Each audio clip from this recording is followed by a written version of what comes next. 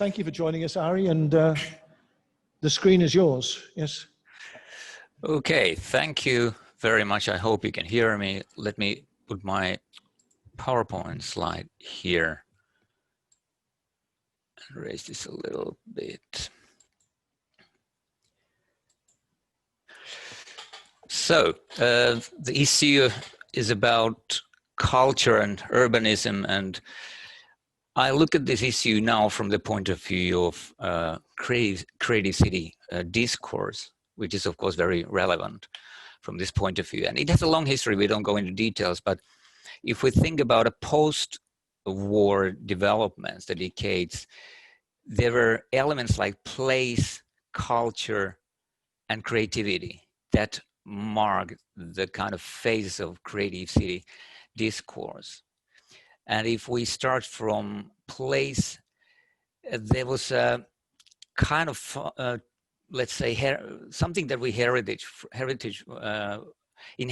from functionalism, a radiant city idea, the industrialization was the kind of monofunctional districts and disconnected areas of the city, etc. And that's what Jane Jacobs started to criticize, and she became one of the most influential urban theorists or urban activists to address this issue. And that was somehow the very essential turn in the 60s. I don't go into details because this topic then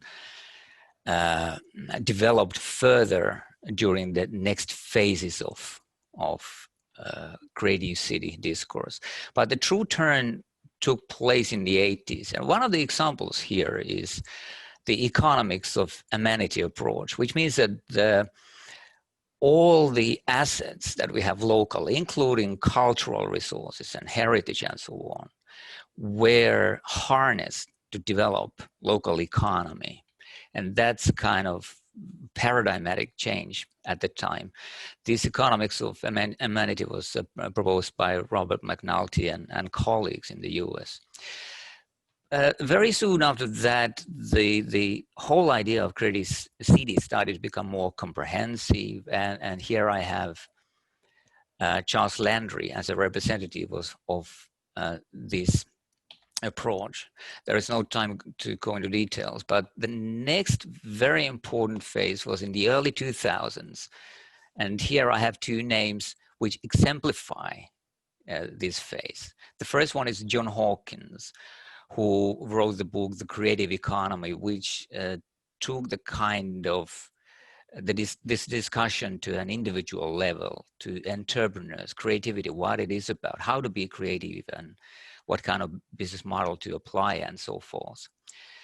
And the very next year, 2002, Richard Florida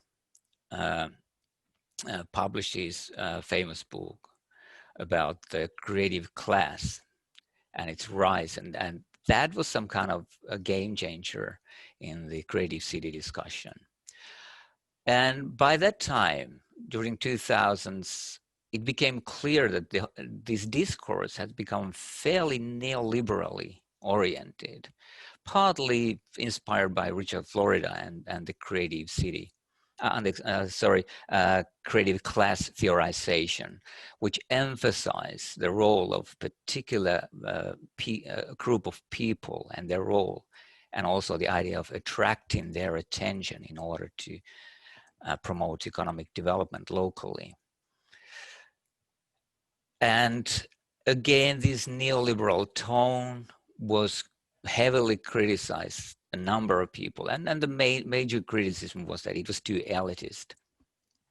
Okay, and now this created sort of ideal types of creative city policies, which can be institutional for renowned cultural cities, which is business-oriented for cities with industrial heritage, and the kind of community-oriented to grassroots-oriented approach to smaller local governments or local communities that have some cultural assets. So this started to create the kind of field of creative city policies in which the relationship between culture and locality or urbanism was very different in case by case. I don't go into that.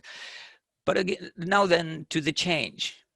One of the sort of change maker again was Richard Florida with his book on urban crisis, and that's something that he identified 20 years after, almost 20 years after his this creative class theorization when it started in the early 2000s.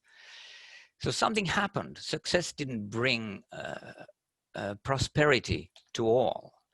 And one of the kind of critical inputs into this situation was the idea of inclusive prosperity, which has been discussed broadly and which is a very important idea to go further from here. Another one is social and solidarity economy, the idea that has been promoted, for example, by the city of Barcelona in Spain and the city of Roubaix in France, for example. So this is one of the new trends that are taking place. The other one is that we have to start looking at the social production, social media, and people's involvement in value creation in different eyes. So that will also add up to funded culture, publicly funded culture, and commercial culture. And the other thing that we can't really deny is the impact of digitalization, of platformatization, and algorithmization. These kinds of developments are also coming to the discussion about creative city, which also in an interesting way, actually, somehow distantiate some aspects of creative city development from the localities, which is a challenge, an interesting topic as such.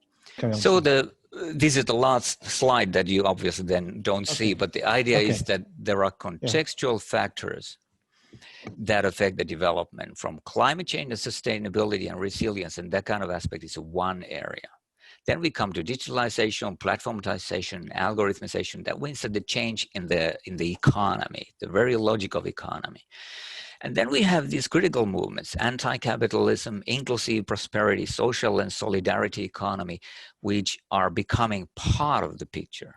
And lastly, discussion about diversity, multiculturalism, and identity politics as well are becoming into the picture of creative city development. So there are these kind of four elements that go from environment to economy, digital transformation, and the social and identity related aspects of development that are starting to reshape our understanding of creative city.